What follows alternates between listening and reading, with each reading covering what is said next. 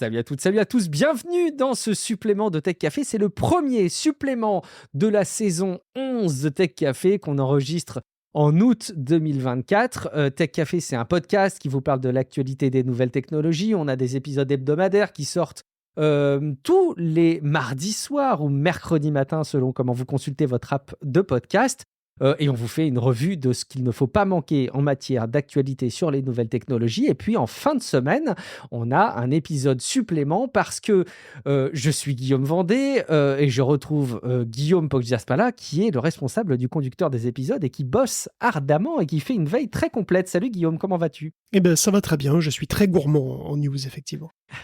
Tu consommes de la news au kilomètre, mais tu arrives quand même à sélectionner les news absolument essentielles qu'il ne faut pas rater. Donc ça, c'est les épisodes hebdomadaires. Mais tu as aussi les news qui sont nécessaires pour les plus passionnés d'entre nous et de nos auditeurs qui veulent aller plus loin. Donc, on a plein d'autres petites choses qu'on va pouvoir vous partager. Si vous voulez écouter les infos essentielles, évidemment, c'est l'épisode 375, le précédent dans le flux du podcast. En attendant, je me dois de vous rappeler que ce podcast est disponible gratuitement, mais que vous pouvez nous soutenir sur patreon.com/techcafé en échange de quelques euros et puis en contrepartie, avoir un flux privé qui vous permet d'ajouter le podcast dans votre app de podcast et écouter les épisodes sans la pub.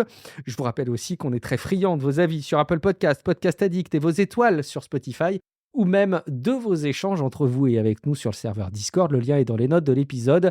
N'oubliez pas aussi que vous pouvez retrouver tous les épisodes sur techcafé.fr et certains d'ailleurs se complaisent à commenter régulièrement les épisodes sur le site internet et d'ailleurs les réactions se retrouvent aussi sur le serveur Discord. La boucle est bouclée. Guillaume, sans autre forme de procès, on va pouvoir vous parler donc des news que tu as sélectionnées pour cet épisode supplément. Mais justement, ça fait la continuité avec mon intro parce que tu voulais revenir un petit peu sur ce qui se passe du côté de Patreon qui se retrouve un peu victime d'une énième décision compliquée de la part d'Apple. Bah, en fait, c'est toi qui me l'as fait remonter en premier. C'est toi qui vas peut-être pouvoir en parler de manière la plus précise. C'est un exemple flagrant, je pense, des conséquences abusives de la politique d'Apple. Ça nous concerne cette fois directement. Si tu veux mon avis, c'est quand même scandaleux. Donc en gros, voilà, tu vas revenir dessus peut-être plus en détail, mais Apple veut force Patreon même à utiliser son système de paiement in-app. Et comme parmi ses offres, il n'y a que des souscriptions moins et pas de paiement à l'épisode, via l'application iOS, en plus de payer la taxe Apple, bien entendu, vous ne pourrez plus utiliser Patreon pour nous soutenir Tech Café, puisque vous êtes facturé à l'épisode, comme vous pouvez le faire dans tout le reste du monde. Et c'est vrai que on est un petit peu vénère quand même. Ouais, c'est hyper compliqué et c'est marrant parce que tu as certains sujets dans l'actualité de manière générale et évidemment dans l'actualité tech où tu la vois d'un peu loin. Tu te dis « Ah, c'est embêtant, je suis pas d'accord avec les décisions, ça respecte pas mes valeurs, etc. » Puis tant que ça te touche pas directement, tu vois, bon, il y a quand même une forme de distanciation possible. Là, c'est plus embêtant parce que tu te sens très directement touché et c'est ça aussi qui rend, à mon avis, le podcast, le fait de suivre une actualité comme ça ensemble de manière très intéressante, c'est que ça a des répercussions très concrètes sur une activité. Alors là, en l'occurrence, effectivement, comme tu le dis, Patreon est obligé de se mettre en conformité et je les comprends, ils vont pas vouloir se fâcher avec Apple et ils vont désactiver la possibilité de soutenir des contenus à la création. Donc effectivement, sur Patreon, il y a deux possibilités. Il y a la possibilité de faire à la création. Tu as un épisode, t'es prélevé. Tu n'as pas d'épisode, tu payes pas. Et il y a les systèmes par abonnement où là, c'est les systèmes que vous avez l'habitude de connaître pour tous les autres services qui sont, tu payes forfaitairement un montant par mois, libre à toi de faire évoluer cet abonnement, mais tu as la quantité de contenu ou pas qui est convenue. Je préfère, moi, pour ma part, la partie à la création parce qu'elle pousse quelque part le créateur et nous qui sommes derrière un podcast, c'est aussi vrai, et c'était le cas quand je faisais Relife avec Matt, alias prof du web, c'est que quand tu as un soutien qui arrive à la création, ça te force quand même à continuer à être régulier. Alors, après 375 épisodes hebdomadaires et plus, si on compte tous les hors-séries, on n'a plus besoin de cette motivation, Guillaume. Et on sait de toute façon que là, on est présent parce que Tech Café a une place relativement importante, ne serait-ce que dans notre cœur. Et je pense auprès de notre communauté. Et puis, on sait que c'est quelque chose qu'on veut continuer à faire vivre. Mais voilà, il y a ce côté un petit peu frustrant. Patreon se met en conformité et ne permet plus de soutenir des créateurs à la création via son app iOS. Alors, vous pouvez toujours le faire, pas de panique, vous pouvez le faire sur patreon.com/techcafé. De toute façon, vous m'avez entendu en intro de tous les épisodes maintenant. Je vous renvoie systématiquement sur patreon.com/techcafé et non pas sur une app Patreon. J'ai d'ailleurs toujours tendance à me dire que l'app n'est peut-être pas le plus gros levier d'abonnement ou de soutien à la création que peuvent avoir les créateurs sur Patreon. Moi, je n'ai pas les sources de personnes qui passent par les apps et par le site web. Mais évidemment, la puissance d'Apple et la puissance de distribution des apps fait que c'est compliqué de s'en passer. Donc, à court terme, vous pouvez de toute façon continuer à nous soutenir très librement sur Android ou sur le site web. Donc patreon.com/techcafé, mais à l'avenir, et un avenir un petit peu plus lointain, ça va forcer Patreon à faire une migration pour tous les créateurs qui va les obliger, et ça c'est à échéance novembre 2025, donc il y a le temps de voir venir les choses, de forcer les créateurs à ne plus utiliser les systèmes de paiement à la création et de ne passer que par des systèmes par abonnement, que je trouve, comme vous l'avez compris, moins vertueux, qui a aussi ses avantages. Patreon explique aux créateurs qu'ils ont fait pas mal de tests et qu'ils construisent, et c'est vrai que c'est un petit peu la philosophie de cette boîte, et c'est quand même ce qui est assez cool. Ils accompagnent les créateurs, y compris en Europe et un peu partout dans le monde, sur ce type de transition. Et ils ont quand même mesuré une satisfaction quand les créateurs abandonnent le système à la création, qui est un système de prélèvement un peu historique. Et je pense qu'avec le recul, ils auraient aimé ne pas proposer cette solution-là et de ne proposer que des solutions par abonnement qui sont peut-être beaucoup plus pratiques à gérer aussi pour eux. Bref, à court terme, pas de panique. Vous pouvez continuer à nous soutenir si ce n'est pas déjà le cas. Et peut-être même que c'est un élément qui va encore plus vous motiver à nous soutenir en allant sur patreon.com/techcafé. Vous ne pouvez plus normalement le faire, vous ne pourrez bientôt plus le faire à échéance, je crois, novembre 2024 sur l'app iOS. Et puis, rendez-vous dans quelques mois pour qu'on vous tienne au courant des petits changements qui ne vont pas être énormes concrètement pour vous, mais qu'il va falloir effectivement suivre. Et oui, comme tu le dis, une énième victime collatérale d'Apple, c'est Patreon, et donc par effet de levier, les créateurs. C'est dommage, mais on n'est pas complètement surpris. On continue, Guillaume, parce que c'est Reddit aussi dont on doit parler, et Reddit, ils ont un problème. Ils n'ont pas assez de pubs. Il leur en faut plus, toujours plus. Exactement, oui, Reddit va voir d'ailleurs arriver d'autres changements, pas forcément pour le meilleur, je crois. Enfin bon, de toute façon, selon ces cadres, Reddit, effectivement, est trop léger question de pub. Il n'y en a pas assez, parce qu'il y a des endroits où il n'y en a pas. Où ça n'est pas littéralement pourri. Voilà. Donc il faut remédier ça au plus vite, évidemment, puisque il n'y a pas de pub partout sur Reddit. Effectivement, il y en a... il n'y en a pas dans les commentaires, par exemple, pour le moment, mais ça va changer. C'est là qu'on passe souvent une bonne proportion, voire la majorité du temps, finalement, sur Reddit. Et pour couronner le tout, le contenu monétisé va aussi arriver. Alors, on pourra mettre du contenu derrière des paywalls, concrètement. Je trouve ça complètement au rebord de la philosophie du site depuis son origine, puisque c'est pour moi un site où on suit des sujets, on suit pas des gens. Et bon, enfin, le contenu libre va pas disparaître, mais franchement, je sais pas, le contenu payant derrière paywall, je vois pas trop ce que ça viendrait faire sur Reddit. Alors évidemment, tout ça c'est pour gagner plus de pognon, et bon, dans une certaine mesure, ça se comprend, bien entendu, puisque Reddit est toujours pas rentable. Et ça fait vraiment longtemps maintenant qu'ils existent, et ça va de mieux en mieux, on va dire, c'est de moins en moins pire. Ils ont eu 10 millions de pertes ce trimestre contre 41 à la même période de l'an dernier, donc voilà, ça va un petit peu mieux. Les revenus publicitaires ont aussi grossi de 41%, et c'est 90% des recettes, la pub, sur Reddit. Donc on comprend que, voilà, ils veulent essayer de sortir du rouge. Bon, je comprends les projets du CEO, même si franchement, ça m'enchante pas. Ouais, c'est des choix parfois un petit peu embêtants. Tu sais qu'en parlant de la pub sur un réseau social, il y a Twitter, X, qui a fait évoluer son abonnement premium. Désormais, quand tu es abonné premium, tu n'as plus de pub du tout. Plus de pub sur X, plus de pub sur ex-Twitter. Et du coup, ça soulève un petit peu des questions parce qu'il y a encore des messages pour les annonceurs qui te dit que tu vas pouvoir toucher des personnes qui sont abonnées à Twitter, abonnés payants, et qui sont toutes encore plus qualifiées. Donc, c'est assez rigolo de voir que pour les annonceurs, ça soulève encore plus de questions. Si vous voulez d'ailleurs entendre une couverture plus complète de la situation de Twitter, de la situation de la gestion par Elon Musk, vous pouvez écouter les épisodes précédents de Tech Café et l'épisode hebdomadaire. On continue, Guillaume, avec CNET, ce site internet dont on avait déjà parlé et qui ne semble pas se diriger vers une fin de vie, pour autant qu'on puisse présenter ça comme une fin de vie très glorieuse. Ah ouais, carrément, c'est les soins palliatifs, on en est quasiment là. Mais il faut dire que CNET est dans une situation qui n'est pas trop net, puisque c'est une véritable saga que celle de CNET.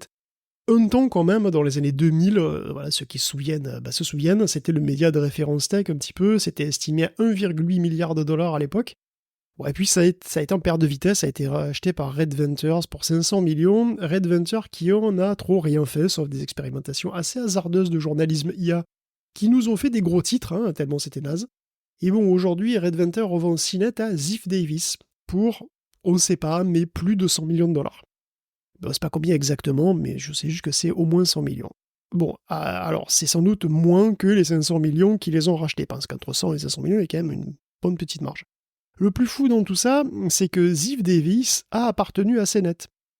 Parce qu'ils ont racheté, CNET a racheté Ziff Davis et ZDNet en 2000. Ils étaient à l'époque, d'ailleurs, le conglomérat que ça faisait le 8e plus grosse boîte d'Internet. Dans les années 2000, c'était absolument énorme. Et puis Ziff Davis a fait faillite en 2008, et CBS a racheté CNET la même année, et c'est lui qui a payé 1,8 milliard de dollars pour avoir ce groupe. Bon, ben voilà, il y a des achats qu'on peut regretter par la suite. Il y a eu tellement d'achats, de reventes, de divisions que c'est même très difficile à suivre, parce qu'après la faillite, Ziff Davis a levé des fonds pour se refaire un petit peu, puis ils ont été rachetés par une compagnie de cloud qui s'appelle J2 Global. J2 qui s'est séparé de sa branche cloud, et sa partie média a repris le nom de Ziff Davis. Donc Ziff Davis, c'est plus vraiment Ziff Davis. Sans doute que d'ailleurs, c'est sans doute cette entité-là, en fait, dont on parle. Et voilà. Donc alors, qu'est-ce qui reste avec tout ça du Ziff Davis original? Bon, qu'est-ce qui reste du CNET original? Sans doute autant de choses que de l'Atari original, c'est-à-dire que dalle. Mais voilà, c'est des marques qui se baladent comme ça un petit peu, et c'est étrange. Ça fait c'est un petit peu des petits retours nostalgiques comme ça. Ça nous ramène dans le passé. Pas autant que des épisodes rétro estivaux, mais quand même un petit peu. On continue d'ailleurs, on parlait d'Elon Musk et de X, et évidemment, il y a les soutiens pour Donald Trump dont on peut parler un petit peu, et c'est pas les seuls d'ailleurs. Oui, alors d'ailleurs, voilà, on a parlé d'Elon Musk aussi, évidemment, parce que bon, procès, tout ça. Pendant l'épisode hebdo, Elon Musk, il s'est par ailleurs officiellement assumé comme un soutien de Donald Trump, ça ne nous étonne pas vraiment. Mais bon, au moins maintenant les choses sont claires, c'est un soutien financier important, et aussi un soutien médiatique, puisqu'il a accueilli Trump à bras ouverts sur X, avec un entretien en live d'ailleurs très très amical. Pourtant, traditionnellement, c'est vrai que la Silicon Valley est plutôt attendue sur la gauche, d'ailleurs on la critique assez souvent pour ça, mais pas seulement, parce que la Silicon Valley est aussi un gros pan libertarien qui fricote beaucoup plus facilement avec la droite conservatrice. Évidemment, on pense à Peter Thiel, forcément, c'est celui qui vient à l'esprit en premier, et on peut mentionner tout ce qu'elle compte de Crypto Bros, voilà, toute la cryptosphère. Bon, elle est clairement vers la droite. On compte d'ailleurs déjà bien 160 millions de dollars levés pour aider les candidats qui sont beaucoup plus crypto-friendly que les autres, et dont aucun n'est démocrate en l'occurrence. Mais il y a aussi deux noms très connus du milieu quand même, qui ont fait leur coming out MAGA quelque part cet été. C'est Marc Andreessen et Ben Horowitz, dans un podcast qui parle pognon, bien entendu, parce que c'est un petit peu toute leur vie. Ils se sont prononcés sans ambiguïté pour Donald Trump. Voilà. Et ces deux gars-là, donc c'est les fondateurs de Andreessen Horowitz, qu'on appelle les connaisseurs appellent A15Z, n'est-ce pas, A16Z, qui ont investi quand même dans une montagne de projets de la Silicon Valley. Évidemment, ils sont pas célèbres pour rien. Puis ils ont eu quelques petites réussites, comme Facebook, Twitter, Groupon, Zynga, GitHub, Medium, Roblox, et aussi pas mal de projets crypto, d'ailleurs. Donc, dont OpenSea, et puis aussi les CryptoKitties, Axie Infinity, Yuga Labs, j'en passe plein. Et d'ailleurs, il se trouve que, voilà, Biden, il n'a pas été très très gentil avec les cryptos, il trouve que c'est pas bien, voilà. Et puis ils expliquent aussi en longueur que Biden se soucie pas assez des gens, pas assez de leurs préoccupations, voilà, de tous les jours, et que c'est pour ça que ils veulent voter pour Donald Trump, et pas du tout pour les cadeaux fiscaux et les régulations dont ils ont marre, dont ils n'ont pas envie, et c'est pour ça qu'ils vont voter pour un repris de justice avec 44 chefs d'accusation au cul, et une tentative de coup d'État ratée. Bon, alors c'est tellement clair pourquoi en fait ils veulent que Trump revienne, que ça en est douloureux, quoi. Voilà, ils veulent pas de régulation, ni sur les cryptos, ils veulent que la SEC, elle ferme sa gueule, en gros, et ils veulent pas non plus de régulation sur l'IA, ni sur que dalle, voilà. Et puis, ils veulent, bien entendu, le moins d'impôts possible. Ils ont un argumentaire qui est quand même assez bizarre, finalement, puisque les régulations IA sont nuisibles aux startups, dans lesquelles, au passage, ils ont massivement investi, et donc favorisent les monopoles. Alors qu'en fait, et comme on vient de le voir avec le cas Google, hein, je veux dire, voilà, dans l'hebdo, comme l'exemple de la nomination de Lina Khan à la FTC, d'ailleurs, qui est décriée par rapport à peu près toute la tech, on voit bien que l'administration en place, au contraire, elle est plutôt remontée contre la concentration dans des technologies, quoi. Des entreprises technologiques. Et bon, ici, le Google dans le podcast, qui serait trop puissant, tu vois, c'est un scandale, tout ça, mais Meta, il est presque pas gros, puis il est presque pas influent d'ailleurs aussi dans le domaine de l'IA, tu sais. Mais bon, Marc Andreessen, il est au conseil d'administration de Meta. Mais c'est une coïncidence. Et puis bon, on en revient aussi toujours au même sujet, finalement. Les impôts, c'est mal, payer des impôts sur les actions, ça leur plaît pas. Voilà, ils sont partis, donc on les a perdus, ils continuent avec la Californie, c'est fini, les impôts écrasent tout, au secours. Bon ben, on va ce qui va se passer, hein. Le Texas, c'est magnifique. Décidément, le Texas, voilà, le nouvel Eldorado. Ils vont sans doute aller rejoindre la mafia là-bas qui continue, continue de fleurir autour d'Elon Musk. Bon après, voilà, on va pas non plus épiloguer sur le choix des juges au Texas et tout, parce qu'il y a eu aussi des histoires là-dessus, mais bon, on va pas épiloguer là-dessus. En tous les cas, c'est là-bas que Horowitz pourra continuer d'accueillir Ivanka Trump, hein, puisque c'est véridique, hein, Ivanka et ses enfants étaient chez Ben Horowitz au moment de l'attentat contre Donald. Voilà. La tech se politise, donc se polarise même, et puis c'est pas très beau à voir.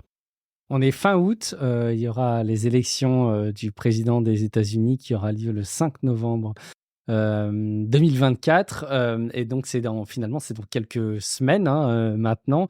Et c'est un sujet qu'on se doit de suivre, hein. Je préfère prévenir d'ores et déjà les personnes qui nous reprochent de suivre de trop près la politique américaine. C'est que ça a évidemment ses répercussions, et t'en as fait une démonstration une fois de plus sur la vie de la tech et des nouvelles technologies. Et je vous ai dit en intro, évidemment, tout cela a des rebonds sur des sujets qui nous sont un petit peu plus proches. Patreon étant un exemple, peut-être pas forcément le plus représentatif, mais un exemple réel, 100% réel. Un petit mot sur la situation en Europe avec Margaret Vestager, Guillaume. Et oui, il faut en parler, puisqu'on a parlé d'Europe. De Monopole, pardon. Monopole. On a parlé de Monopole dans l'hebdo, et c'est vrai qu'on avait parlé aussi du fait qu'on avait attaqué Google, qu'on avait gagné, enfin, je veux dire, qu'on avait attaqué Google en antitrust en Europe. Tout ça, c'est un petit peu aussi le boulot de Margaret Vestager, qui est donc un petit peu présentée souvent comme la super flic anti-concurrence de l'Europe, et aussi la bête noire de la tech, probablement d'ailleurs aussi honnie que Lina Khan l'est à la FTC aux États-Unis. Lina Khan, que tous les capitalistes de la Silicon Valley veulent voir partir, d'ailleurs. On presse déjà Kamala Harris, qui n'a pas encore été élue, qui le sera peut-être jamais, d'ailleurs, on ne sait pas, de faire dégager Lina Khan. Et c'est effectivement, c'est le cas de Reid Hoffman, qui est cofondateur de LinkedIn, par exemple, de Barry Diller, d'Expedia, qui commencent déjà à faire leur liste de vœux à Kamala Harris, et en premier lieu, c'est dégager Lina Khan. Bon.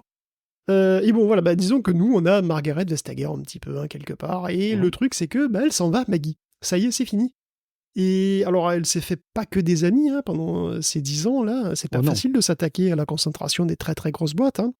Donc voilà, Lina comme Margaret, elles ont eu elles se sont fait pas mal d'ennemis. Alors, elle est restée 10 ans en poste. Il faut savoir que Margaret est danoise et qu'elle est donc d'un parti qui est le Parti social-libéral et qui s'est pas très bien débrouillé, ce parti, aux dernières élections. C'est les social-démocrates qui ont eu la majorité, là, cette fois, et donc ils vont sans doute la remplacer avant la fin de l'année. D'ailleurs, je sais pas si vous avez, au passage, je sais pas si vous avez vu Borgen, qui est une série danoise, qui raconte l'histoire de Brigitte Nyborg, qui est une centriste, qui devient première ministre. Voilà, donc c'est vraiment une série politique vachement bien foutue. Moi, j'ai vu que la première saison, pour être tout à fait honnête, mais bon.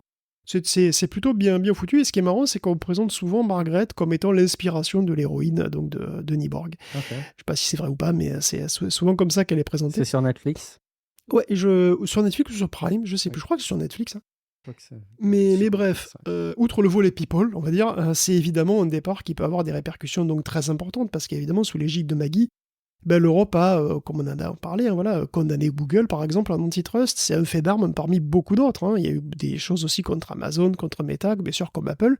Des combats aujourd'hui qui se font pas mal dans le cadre du DMA, et qui se poursuivent encore à ce jour, bien entendu. Donc Margaret est considérée comme plutôt dure envers les grosses boîtes. Évidemment, selon les chapelles, on peut aussi la trouver trop souple, parce qu'évidemment, c'est politique, donc il y a les deux opinions, on va dire, mais disons que si on demande à Apple, il aura sans doute l'avis qu'elle est plutôt dure, clairement. Et donc, le choix et l'attitude de son successeur, ça va être quelque chose de capital, forcément, puisque qu'est-ce Évidemment. que ça va être? Alors déjà, ça va être un homme, a priori, parce que si on envoie la liste de candidats du parti au pouvoir au Danemark, ce sera sans doute un homme. Et donc, va-t-il changer d'attitude ou pas? Va-t-il poursuivre le même chemin, ce qui va être encore pire du point de vue de la tech? Ou bien est-ce qu'il sera beaucoup plus souple? Voilà, on n'en sait rien, mais c'est des enjeux qui sont énormes, hein. Et donc, on aura sans doute dans quelques semaines ou mois des réponses et on va suivre ça parce que ça aura des répercussions, effectivement, qu'on en parle très souvent en Europe et donc dans le monde entier potentiellement. On parle de streaming, Guillaume, pendant qu'on est dans des sujets un peu légaux. Ouais, enfin, Lego, pas vraiment, mais ce qui est marrant, c'est qu'il y a un article de Business Insider qui résonnera peut-être chez vous, ou pas du tout.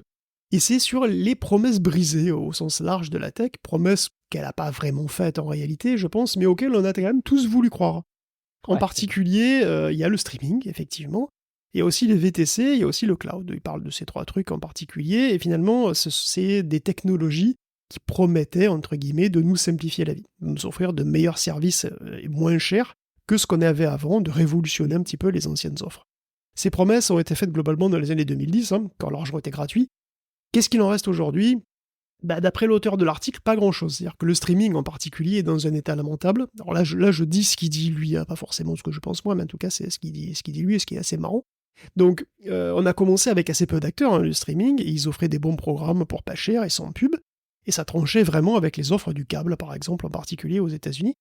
Et les prix ont beaucoup augmenté, évidemment, dans l'intervalle. L'offre s'est énormément fragmentée. Maintenant, il y a une dizaine de prestataires différents. Et pour le coup, il y a des pubs à peu près de partout. En tout cas, si vous payez 15 dollars voilà, pour voir Netflix, vous le voyez avec des pubs. Sur Disney+, ce sera 10 dollars pour Max, etc. Et donc, il y a donc des pubs sur ces trucs-là. Et si vous voulez pas pub, c'est encore bien plus cher. Et en plus, il y a des multitudes d'offres combinées ou panachées. Et du coup, ça devient encore plus compliqué que le câble. Et c'est à peu près le même prix, finalement. Et il dit que pour les VTC, c'est un peu la même chose. C'est-à-dire qu'on a commencé avec un service premium moins cher que les taxis. Et par contre, l'auteur note que désormais, une course Uber de 5 km, ça lui a coûté 51 dollars. Une course oui. Lyft d'un aéroport vers le centre-ville de Seattle en particulier, elle a coûté 66 dollars, soit globalement le prix d'un taxi. Je confirme, c'est cher aussi en Sicile. Voilà, je glisse ça vite fait. Ouais. Voilà, et en fait, est-ce que c'est... je sais pas si tu utilises beaucoup, moi je n'utilise pas du tout en fait, donc j'en sais rien, Très mais peu. c'est... est-ce que c'est pas devenu le prix d'un taxi, quoi? Taxi qui d'ailleurs, Enfin, dans c'est l'intervalle... complètement devenu le prix d'un taxi. Oui, bien sûr. C'est ça, et en plus dans l'intervalle, les taxis, enfin en tout cas aux États-Unis, mais ça dépend des taxis j'imagine, mais les taxis se sont souvent modernisés, organisés, parfois ils ont des applis et tout. Ah, c'est en cela que la tech a peut-être a peut-être tenu ses promesses. C'est que notre expérience utilisateur a été améliorée globalement, tu vois. Oui, et puis bon, Uber est sur la voie de la rentabilité aussi, mais peut-être même déjà Oui. rentable. Mais en tout cas, quid des promesses de fluidifier le trafic, de révolutionner, de démocratiser le transport urbain et le covoiturage?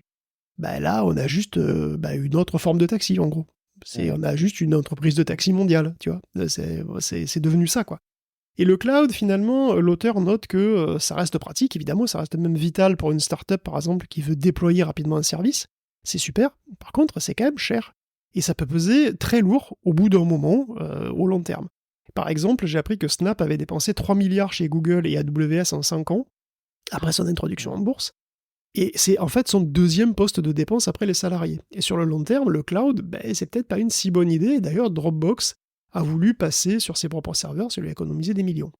Donc aujourd'hui, avec la remontée des taux d'intérêt, les entreprises cherchent les bénéfices beaucoup plus vite, et du coup, l'exubérance et les visions idéales, et du coup, les grosses promesses comme ça des années 2010, c'est peut-être plus vraiment d'actualité, quoi.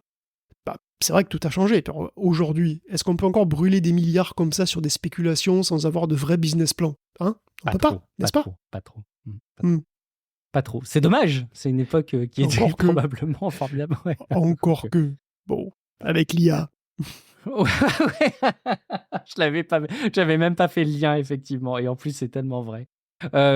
Décidément, l'histoire se répète au final. Alors, bon, on sort un petit peu de ces promesses, mais il y en avait un aussi qui nous avait fait des promesses à l'époque, Guillaume. C'était justement d'accéder à du contenu librement, facilement, avec des partages de contenu. C'est Kim.com, cette personnalité Écoute, sulfureuse. je pensais pas, on reste un peu dans les années 2010, je pensais pas pour reparler de Kim.com un jour, mais écoute, Kim.com, je sais pas même si vous vous souvenez de Kim.com. On en avait parlé dans un épisode, mais je crois que tu n'étais pas là dans Tech Café récemment. Et il y avait du nouveau c'est marrant. sur la base d'accords qui avait été passé par ses partenaires et lui se refusait à passer ses accords. Je sais plus. Enfin, en tout cas, il se vivait, lui, c'est une véritable rockstar du web, on va dire. En tout cas, il se vit comme ça, clairement, et il essaie de vivre comme ça. Son vrai nom, c'est Kim Schmidt. Il est allemand et finlandais, mais il vit en Nouvelle-Zélande depuis qu'il est en... Voilà. Oui, c'est vrai que c'est rigolo que tu rappelles ça parce que longtemps j'ai cru en la légende que son vrai nom était Kim.com. Tu sais, alors que le Alors, mec, sa dans mon esprit, il s'appelait vraiment .com. Dans notre esprit à tous, il s'appelle .com d'ailleurs, et il a appelé sa femme, je sais plus comment elle s'appelait, Anna.com ou un truc comme ça. Ouais. Enfin bon, en tout cas, sa femme, pour rigoler, évidemment, elle s'appelait aussi .com, bien entendu, mais bon. Enfin bref, donc Kim.com, toute une époque, un sacré numéro. Alors c'est un vrai geek pour le coup qui intègre le Chaos Computer Club à Berlin dans les années 90. Il y fait du hacking, mais ses compétences sont quand même très variables selon les sources, on va dire, donc il n'est pas si fort que ça, mais bon voilà, en tout cas c'est un geek qui fonde quand même une boîte de sécurité informatique en 94. Et alors sa carrière est une suite de montages financiers, de condamnations pour délits d'initiés, détournement de fonds. Tu l'imagines à l'époque des NFT Incroyable. Et des cryptos. Ah ben, oui, non, mais il a fait un truc avec du Bitcoin, je crois. Enfin, évidemment, j'ai pas tout suivi. Il a même fait du rallye à un moment. Il a gagné une course en 2001 à l'époque. Bon. Il n'y a pas encore de film sur ce mec, c'est fou d'ailleurs. Écoute, ça va venir peut-être. En tout cas, évidemment, il est mondialement célèbre pour avoir fondé Mega Upload en 2005. Ouais. Société qu'il enregistre à Hong Kong, bien entendu, en bon escroc. Lui-même émigre en Nouvelle-Zélande en 2010 et il y est toujours. Mega Upload, bon, voilà, vous connaissez sans doute, hébergeur star des années 2010. Qui a même bénéficié de pub TV à l'époque, qui était connu de tous, et bon, ça hébergeait du contenu, disons pas que du contenu libre de droit, et en 2012, le FBI fait fermer ce site, et poursuit Kim pour association de malfaiteurs, blanchiment d'argent, bon voilà, il y a toujours plusieurs couches avec lui, c'est incroyable. Il est arrêté par la police néo-zélandaise la même année, et les États-Unis demandent l'extradition, et on y est toujours. Kim n'aurait jamais cessé ses frasques. Pendant ses 12 ans, il a lancé son propre parti politique, le parti d'Internet. Il a lancé son propre réseau social, MegaChat, jamais entendu parler, et un autre réseau d'hébergement, Mega, dont j'ai entendu beaucoup parler, qui est en fait Mega Upload, mais chiffré de bout en bout, du coup on peut plus l'accuser de savoir ce qu'il héberge, donc voilà, il est tranquille. Mega existe toujours, il me semble. Et donc il aura un procès intégralement retranscrit sur YouTube en 2018, la Nouvelle-Zélande va confirmer l'extradition d'ailleurs, à cette époque-là, et il est toujours là-bas. Et là, le pays vient de signer l'ordre d'extradition. Et il a dit qu'il partirait pas, il va faire appel. Comme les autres fois, quand il devait partir en 2015, puis ça a été annulé en 2017 et puis en 2018 aussi. Donc on est parti pour 300 ans de bataille judiciaire, pour encore quoi, je sais pas, une annulation, je sais pas. Alors du coup, je fais des paris, les paris sont ouverts. Kim.com quittera-t-il un jour à Nouvelle-Zélande? Autrement que les pieds devant, je veux dire, je ne sais pas, ce mec est un phénomène. Écoute, ça reste une légende et je serais très étonné qu'il n'y ait pas effectivement un long métrage. J'ai regardé en parallèle, il y a des documentaires, évidemment, mais il n'y a pas de film en bonne et due forme. Pourtant, je suis sûr qu'il y aurait matière à faire avec quelque chose d'incroyable. Le deepfake vidéo en temps réel, Guillaume, c'est aussi une des modes qui est arrivée sur nos ordinateurs personnels cet été, j'ai l'impression. Et oui, je l'avais brièvement évoqué pendant l'épisode hebdo, il y a de belles avancées en termes de vidéos génératives, en particulier il y a eu une grosse démocratisation des outils de deepfake vidéo, c'est-à-dire des outils qui permettent de changer son visage en temps réel, mais même dans une visio Zoom par exemple, vraiment. Ou bien qui permettent aussi de transférer ses mouvements et puis ses émotions, ses expressions faciales sur une photo fixe pour animer un portrait réaliste ou un portrait pas réaliste, à ce que vous voulez, et là encore en temps réel. Donc il y a plusieurs logiciels. Il y en a un qui s'appelle Deep Live Cam, qui est un outil que vous trouverez sur GitHub, qui utilise le classique à Python, FFmpeg, et des modèles, alors il y a des modèles évidemment de deep learning, donc il y en a un qui change le visage, qui s'appelle InSwapper, et il y en a un autre qui améliore le rendu du visage qui a été changé, donc il fait plus réaliste, il corrige les artefacts, etc. C'est un truc qui est relativement connu d'ailleurs de la communauté de la génération d'images, puisque c'est GFPGAN. Donc il n'y a que des trucs gratuits, et l'ensemble est capable, avec une seule photo, de remplacer ta tête dans un flux vidéo, et ça a l'air très robuste. L'exemple, alors je ne l'ai pas encore testé pour le coup, moi, mais l'exemple sur le site montre l'auteur qui se transforme en Elon Musk avec une seule photo, et qui surtout s'éclaire avec la torche de son téléphone. Il passe la lumière comme ça autour de sa tête, et l'éclairage reste tout à fait convaincant, quoi. Ça reste vraiment réaliste. Sur Ars Technica, il y a un journaliste qui se transforme en J.D. Vance, en Hugh Grant, et donc voilà, vous pouvez parler, faire des mimiques. N'importe qui, avec le même gabarit que vous, on va dire, peut désormais vous remplacer dans une réunion, une visioconférence à laquelle vous n'avez pas envie d'aller. Ça, c'est quand même cool. Bientôt, des services de présence avec des Pakistanais qui sont passés pour vous. Bon, je sais pas. faudra aussi un bon deepfake audio, mais ça va arriver, vous inquiétez pas.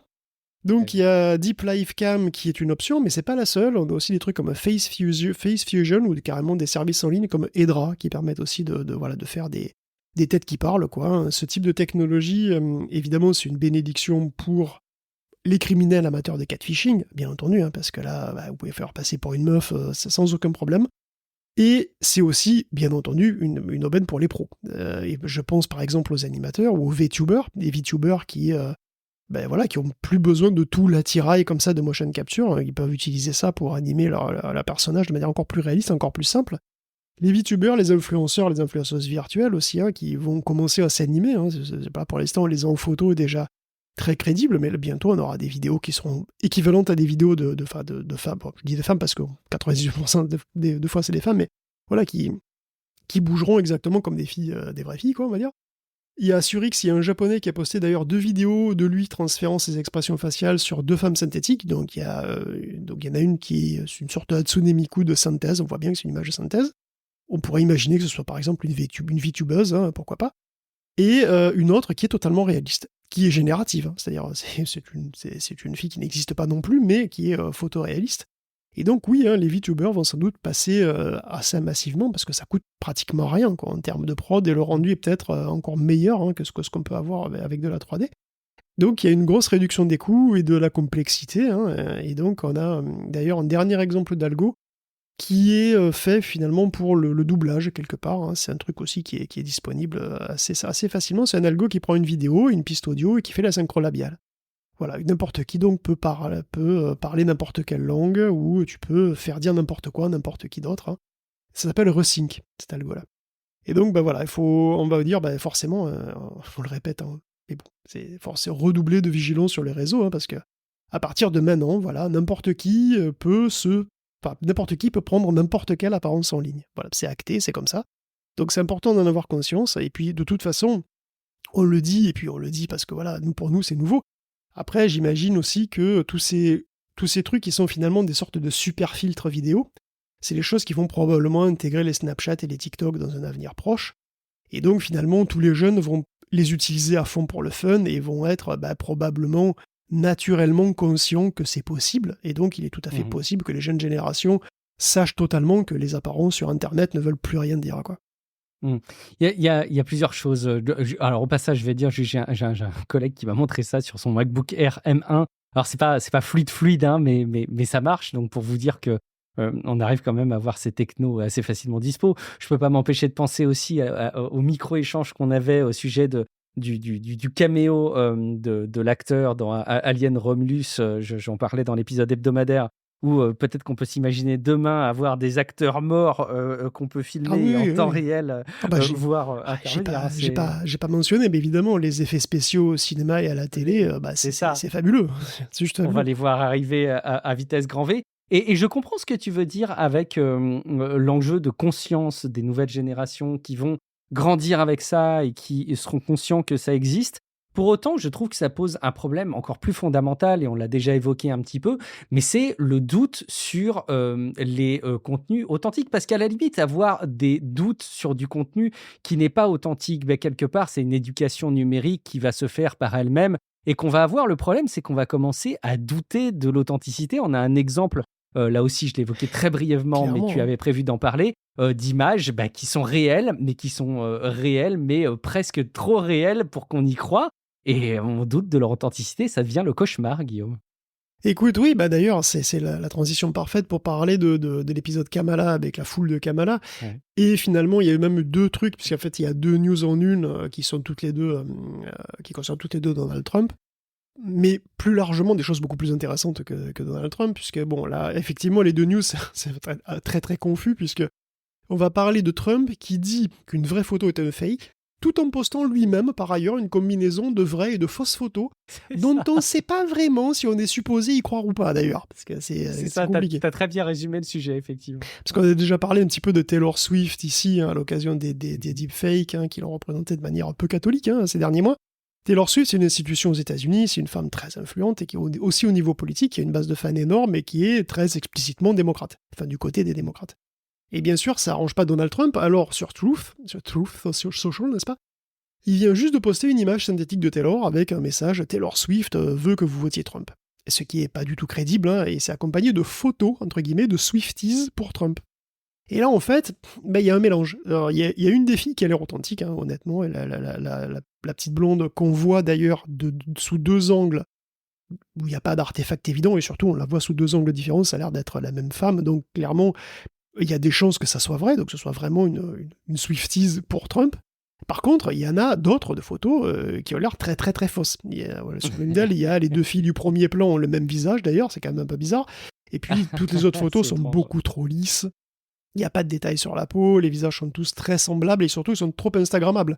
Je veux dire, bon voilà, vous prenez une photo de gens, ils n'ont pas tous des têtes de mannequins, tu vois. Donc voilà, et le truc c'est qu'en plus il y a une des photos, enfin il y a un des collages qui est marqué comme étant une parodie, mais les autres non. Donc c'est un mélange entre vraies et fausses images. Il y en a une seule qui est marquée comme étant de la satire, le reste on ne sait pas. Donc c'est très très confus.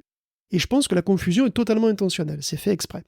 Alors la satire, c'est pas grave. La satire est autorisée. Je veux dire, l'image de Taylor Swift trompera personne. Hein, c'est légal, la caricature. Bon, cela dit, c'est quand même un épisode savoureux parce que c'est un épisode qui arrive juste après que Trump ait accusé Kamala Harris d'utiliser de l'IA pour truquer une photo qui, elle, est authentique. Parce que de temps en temps, il y a aussi des vraies images sur Internet. Bah évidemment, je charrie, hein, pour l'instant, il y a une majorité d'images réelles sur Internet, qui peuvent être parfois détournées, mais bon, voilà. Dans 5 ans, effectivement, on ne sait pas. Ça, c'est un truc, on ne sait pas trop. Mais bon, pour l'instant, évidemment, il y a encore une majorité de vraies photos, mais c'est vrai que, comme tu disais, il y a déjà ce doute qui existe, il y a déjà ce doute qui habite beaucoup de gens, hein. Et effectivement, c'est tentant pour certains d'exploiter ce doute pour disqualifier une photo qui ne leur convient pas. Et Trump a aucun problème à raconter des mensonges en permanence, même s'ils sont très faciles à démentir. Et cette fois-ci, c'est une image donc de campagne de Kamala Harris avec une foule immense comme ça qui s'était massée pour l'accueillir à la descente de l'avion. Une photo impressionnante qui a été traitée de faux par Donald Trump, d'image AID. J'invente rien d'ailleurs, Donald a inventé un nouveau verbe pour la modification de la génération par IA, c'est aiding. C'est aiding, bon bref.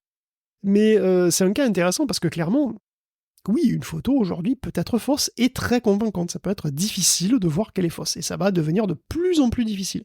Il suffit de voir les dernières productions de Flux pour voir que pratiquement n'importe qui pourra générer des trucs qui seront difficiles à détecter.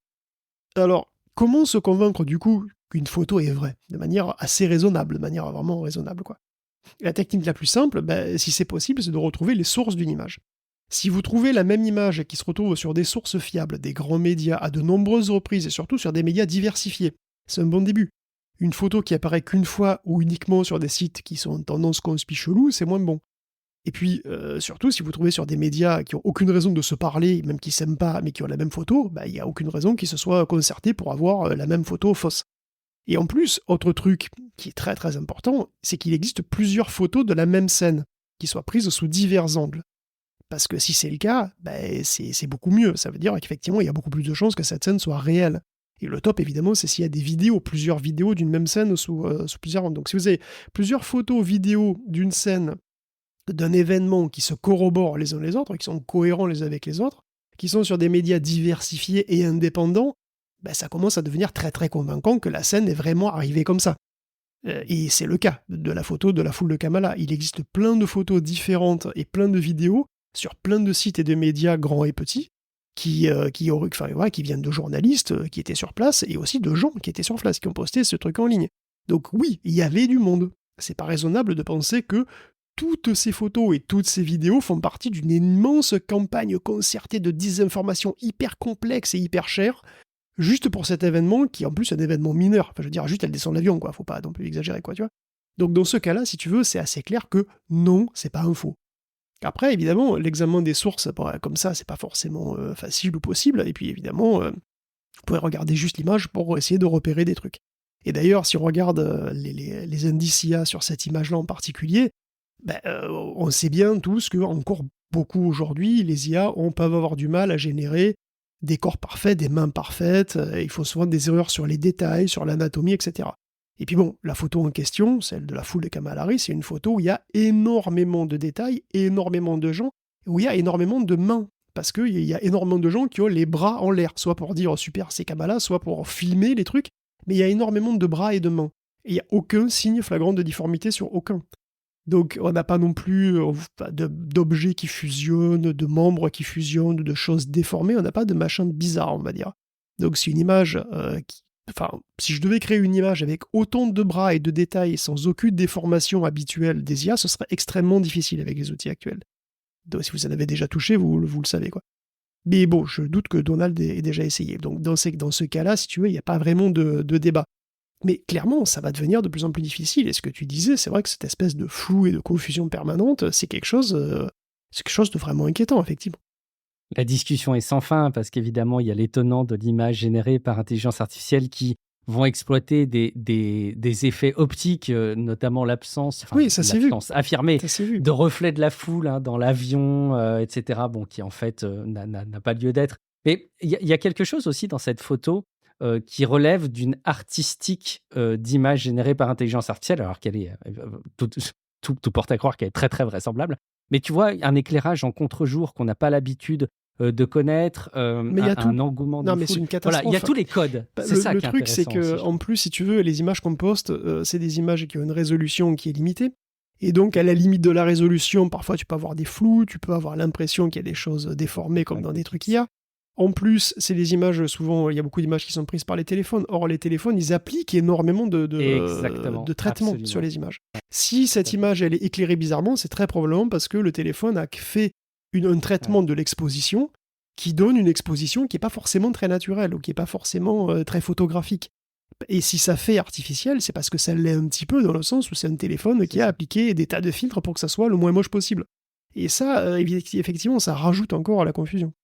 Et on a de la vallée de l'étrange qui arrive dans des contenus réels. Enfin, en tout cas, moi, c'est un petit peu le sentiment que j'ai. On peut pas s'empêcher aussi de citer rapidement l'effet, la loi de Brandolini. Je sais plus quel est le principe exact qui a été formulé, je crois, par un programmeur italien qui disait que la quantité d'énergie nécessaire pour réfuter une fake news, quelque chose qui est faux, est d'un ordre de grandeur supérieur à ce qui est nécessaire pour le produire. Et évidemment, ça explique aussi la viralité de la guerre des affirmations de fausses images, notamment dans un domaine politique. Donald Trump est connu évidemment pour pondre cela au kilomètre. Au passage, un petit mot pour un détecteur d'OpenAI qui pourrait peut-être fonctionner dans un monde idéal, Guillaume. Bah, il y a une autre voie pour essayer d'authentifier les images, enfin disons de donner une probabilité qu'un matériau soit génératif ou pas, c'est d'entraîner des IA à reconnaître d'autres IA. Pour les images, ça marche moyen. Pour les textes, en fait, il semblerait que ça marche mieux que ce qu'on croit, puisqu'OpenAI aura un outil pour reconnaître ses propres productions textuelles, qui, sur un texte suffisamment long, serait efficace à 99,9%. Alors c'est super. T'étais dubitatif là-dessus au départ. Alors, est-ce que c'est que tu as changé d'avis ou c'est que tout ça reste encore très théorique? Un peu les deux. En réalité, je pense que c'est si tu connais le modèle et que tu connais très exactement le comportement du modèle et que tu as un texte qui a été purement produit par le modèle et qui est suffisamment long, je pense que ça peut se repérer, effectivement, Ok. parce que tu peux effectivement estimer que c'est effectivement les mots qu'aurait choisi ton propre modèle. Donc je pense que tu peux avoir une bonne idée là-dessus. Le fait est que souvent tu utilises des morceaux de texte et souvent tu les remanies. Et donc, ça, à mon avis, ça fait énormément baisser les statistiques. Et ça, on l'avait aussi constaté. Mais bon, déjà, c'est vrai que cet outil, s'il existait, ce serait cool. Le truc, c'est qu'il n'est pas accessible. Et il n'est pas accessible parce que, selon le Wall Street Journal, qui aurait obtenu des infos, selon le Wall Street Journal, OpenAI aurait un outil efficace, mais il l'utiliserait pas parce que, du coup, ça pourrait effrayer les clients qui n'ont pas du tout envie de se faire démasquer. Donc OpenAI aurait un gros conflit interne entre la rentabilité et l'éthique, quoi. Parce que, alors remarquez, ça sort pas de nulle part, parce qu'ils auraient fait un sondage et 30% des utilisateurs ont répondu qu'ils utiliseraient moins le site si leur contenu était watermarké ou détectable facilement. Et puis avec ce genre de truc, tu peux toujours dire que c'est pas assez fiable. Mais de toute façon, tu vois. On avait déjà discuté là-dessus et on savait aussi que par exemple, si tu faisais traduire le texte, ça brouillait complètement les pistes. Si tu changeais l'ordre des mots, si tu reformulais des trucs, bon, c'est plus compliqué. Mais bon, effectivement, ça pourrait quand même être utile mais peut-être pas rentable de le sortir. Et puisqu'on parle de ça, on peut aussi revenir rapidement sur Glaze, qui est une technique qui empoisonne les images, quelque part. Vous vous souvenez peut-être de Glaze.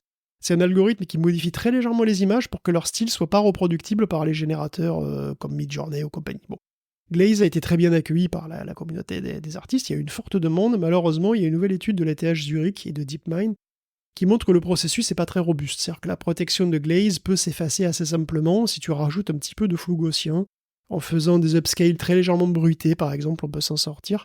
Il y a, d'ailleurs, ça marche aussi avec d'autres protections que Glaze, comme Mist ou Anti-Dream Booth. Et il y a d'autres méthodes aussi qu'ils ont mis au point. Ils ont mis au point 2 autres attaques pour Glaze.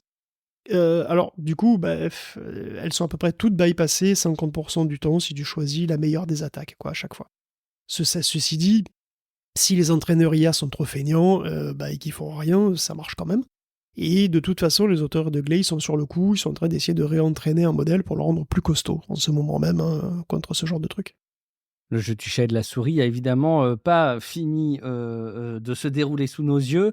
Et ça continue aussi, peut-être, le jeu du chat et de la souris sur un site qui s'appuie sur de l'intelligence artificielle pour Il y en nous a rendre plein. tout nu, Guillaume. Hein, tout nu. Oh, mais il y en a des kilos, c'est incroyable. C'est vrai que les générateurs continuent d'évoluer. Et voilà, avec Flux, on en a parlé pendant l'hebdo, on a un net progrès sur l'anatomie des mains en particulier. Et on a aussi des LoRa pour créer des photos ultra réalistes. D'ailleurs, j'en parlais, je disais quoi, n'importe qui pourrait créer des trucs super réalistes. C'est assez amusant parce que j'ai vu passer effectivement des manipulations sur Flux, des LoRa pour Flux.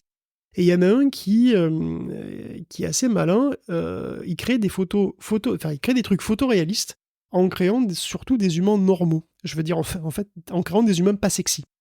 Pas sexy de base. Parce que Flux, si tu lui demandes de but en blanc comme ça de faire le portrait d'un mec, ce mec, il va être beau. Et si c'est une fille, cette fille, elle va être sexy. Flux, en fait, il te génère pas la vraie vie, il te génère Instagram. Mais on peut corriger ça en l'entraînant sur plein de vraies photos de vrais gens, en fait, et ça donne des LoRa où, si tu lui demandes un groupe de jeunes, c'est des jeunes qui sortent pas de Netflix, quoi, tu vois, ils pourraient traîner sur le parking de ton immeuble. Ils sont normaux, quoi, on va dire. Et bon, tout ça pour dire que le réalisme, le vrai, ça va devenir de plus en plus à notre portée, hein, comme on disait, et que, voilà, comme d'hab, ça ouvre des usages et ça pose aussi des problèmes potentiels.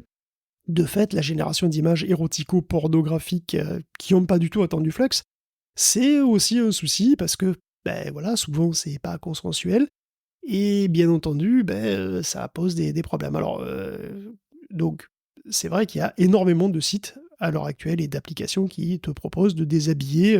Tu envoies une photo de quelqu'un habillé, quelqu'un comme prendre une meuf dans 99% des cas, et le modèle la déshabille. Enfin, pas vraiment d'ailleurs, parce que c'est bizarre, mais le modèle imagine un corps nu, mais ce corps nu peut d'ailleurs diffère la plupart du temps, notablement du corps de la vraie personne. Donc en fait, c'est pas vraiment toi, mais il y a une tête de toi sur un corps à poil, ou en lingerie d'ailleurs, parce que les services varient. Et voilà, en tout cas, ça suffit à suffisamment de gamins pour pourrir la vie de milliers de filles à travers le monde, et c'est à tel point que le procureur de Californie veut attaquer 16 sites et applications qui proposent ce genre de service. Et apparemment, le nombre de victimes de ces fake nudes, on va dire, est en train d'exploser. Et la justice aura du mal à suivre. Il y aura carrément des embouteillages à tous les niveaux de l'autoroute, je pense. En cumulé, le procureur affirme que ces sites auraient engrangé plus de 200 millions de visites. C'est pas si étonnant quand on sait que ce genre de service se retrouve régulièrement au haut des résultats de recherche Google et qu'il y a des pubs pour ce genre de trucs un petit peu partout. Moi, j'ai fait une recherche Google, fake nude ou un truc comme ça, ou deep nude, je sais pas trop. Sur Google, j'ai eu une page entière de résultats, et la plupart des liens ont fonctionné. Alors, j'ai pas fait de nude pour chaque, évidemment, mais je veux dire que le site est accessible, donc clairement, ça reste facile, on va pas se mentir. Donc, légalement, le procureur pense qu'il y a assez de lois et d'outils juridiques pour fermer ces sites, qui vont être visés par sa plainte. Après, honnêtement, il y en a tellement que je sais pas, quoi, c'est... Tu dis, moi, j'en ai vu une vingtaine rien que sur la première page, enfin, c'est un truc de fou, quoi. Voilà, c'est impressionnant, ok.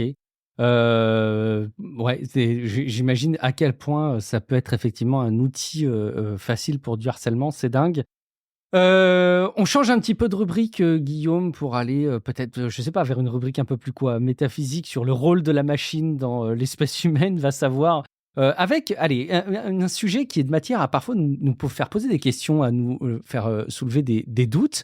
Une intelligence artificielle qui se serait auto-modifiée, c'est ça, Guillaume, pour s'adapter à une situation dans la recherche? Oui, alors en fait, ça qui est marrant, c'est que c'est comme ça que c'est présenté un petit peu partout, alors qu'en réalité, je pense que c'est pas ça qu'il faut voir. Non, c'est pas que c'est beaucoup plus simple, mais c'est en fait ce qui s'est passé, c'est pas si compliqué que ça, et en réalité, c'est pas du tout impressionnant. Je pense que c'est même plus problématique qu'impressionnant. En vérité, ce qui s'est passé, c'est que les Japonais sont aussi à fond dans l'IA, voilà, même si on parle beaucoup des Chinois et des Américains, puis des Français aussi, grâce à Mistral et un peu à Kyutai, et un peu à Meta, qui a un labo en France. Et bon, les Japonais, ils y vont pas avec le dos de la cuillère. C'est une expression désuète, je sais, mais c'est une expression désuète qui parle tellement d'elle-même que c'est pas trop la peine de l'expliquer, donc ça gagne J'attendais l'origine, ça gagne du temps. Okay. Non, mais il n'y a pas d'origine, en fait, c'est juste, voilà, c'est évident, en fait. Ça marche moins bien avec le dos de la cuillère, c'est tout. Mais bon, bref, chez les Japonais de Sakana AI, Sakana AI, ça veut dire poisson AI, donc je sais pas pourquoi, ils ont certainement une très bonne raison pour s'appeler poisson AI, mais on s'en fout. Donc les scientifiques se sont dit, lors d'une grosse crise de flemme, si on crée une IA qui fait notre boulot, comme ça on aurait plus de temps pour aller au musée de Nintendo. Bon, enfin, ils sont à Tokyo, ils sont pas à Kyoto, mais bon, on s'en fout. Bref, ce qu'ils font, c'est quoi ? C'est appliquer une méthodologie qui fait penser un petit peu à l'ingénieur-programmeur IA qu'on avait déjà vu avec Devin, par exemple. Donc, on utilise un modèle de langage qui est couplé à des outils, en particulier un interpréteur Python, et à plein d'outils auxquels il peut faire appel, y compris de la recherche Internet, etc. Et donc, le LLM est utilisé comme une sorte de modèle de décision, comme chef d'orchestre, comme planificateur, puis comme codeur aussi, et puis après comme critique, comme débugger, puis comme commentateur et comme rédacteur en fin de course. Sakana va transposer un petit peu ce travail, enfin cette espèce de cadre de travail, à un cadre de travail standardisé de scientifiques en machine learning plutôt que de développeurs logiciels. Et ils ont 13 étapes pour leur processus. Il y a même une phase itérative où le truc teste des codes et regarde si ça a marché, puis modifie le code, puis relance, reteste, etc. Donc en gros, le LLM, il est chargé d'avoir des idées, de faire des plans. Il va chercher des nouveaux articles sur le sujet sur Internet, puis il va attribuer un score à chacune des idées et générer un plan d'expérimentation. Puis après, il fait... puisqu'en gros, tout est faisable en faisant du code Python, il va générer des codes Python qu'il va faire comme ça en boucle. Et le truc va prendre donc des programmes pour valider ses hypothèses, et les faire tourner, et puis les modifier, les mettre à jour, etc. Et puis avec les données, il va rédiger un article en anglais qui va réviser et commenter, et ça sera un article scientifique. Et à l'arrivée, on a un papier qui, effectivement, à première vue, est très difficile à différencier d'un papier fait par un humain, clairement. Pourtant, le scientifique il a des défauts que ses propres concepteurs reconnaissent facilement. Il voit rien, déjà. Parce que c'est un modèle de langage. Ils n'ont pas utilisé un modèle multimodal, donc il ne sait pas interpréter les graphiques, tout simplement. C'est un modèle, et c'est quand même dommage.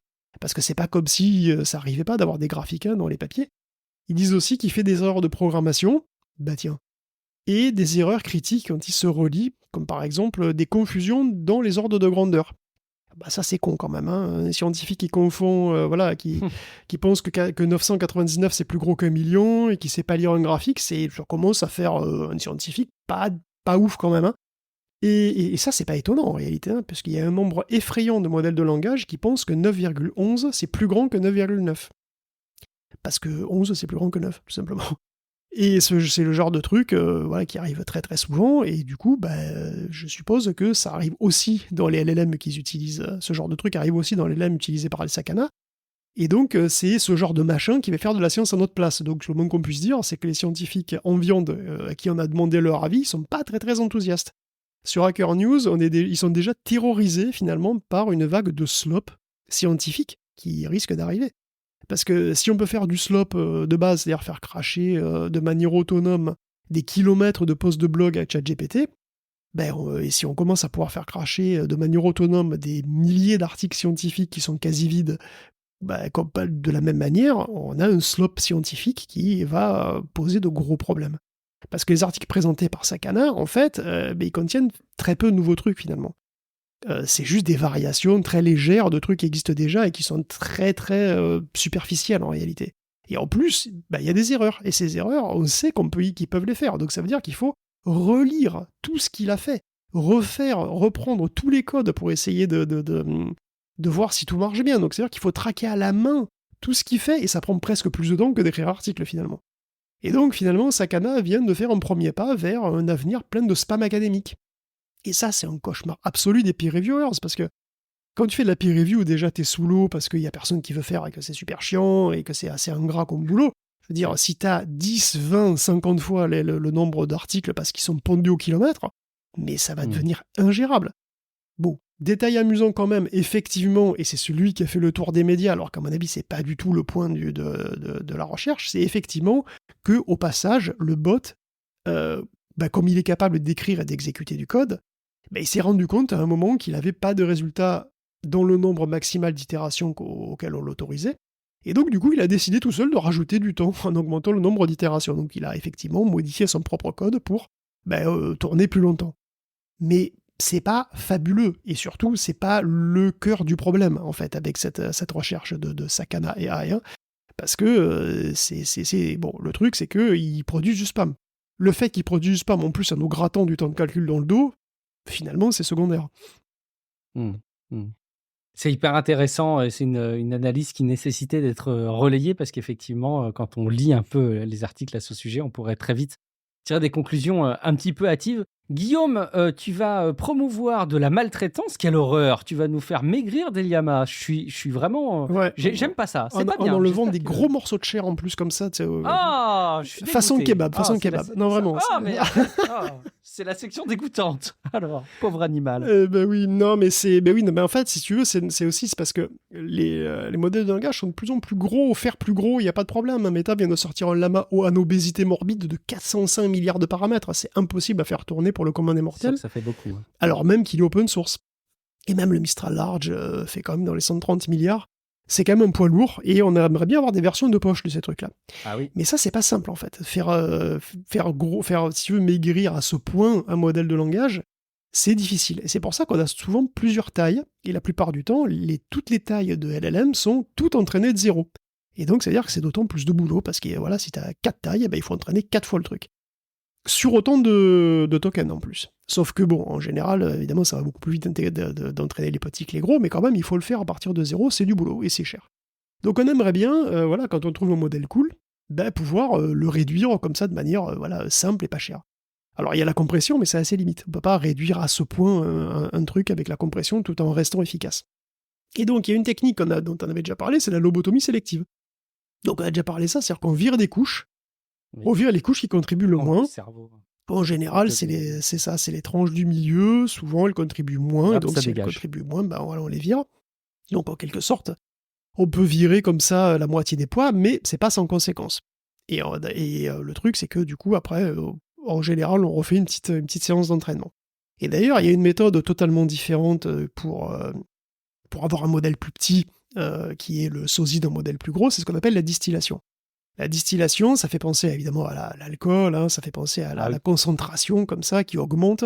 Et donc, c'est ce qu'on fait effectivement, c'est qu'on distille dans un modèle plus compact quelque chose, un modèle plus compact qui va être plus fort, quoi. Tu vois, on va distiller le savoir dans un modèle qui est plus petit. Et c'est vraiment l'idée, en fait. On prend un gros modèle qui est très fort, et puis il va devenir le tuteur d'un modèle qui est beaucoup plus petit et qui va apprendre à l'imiter.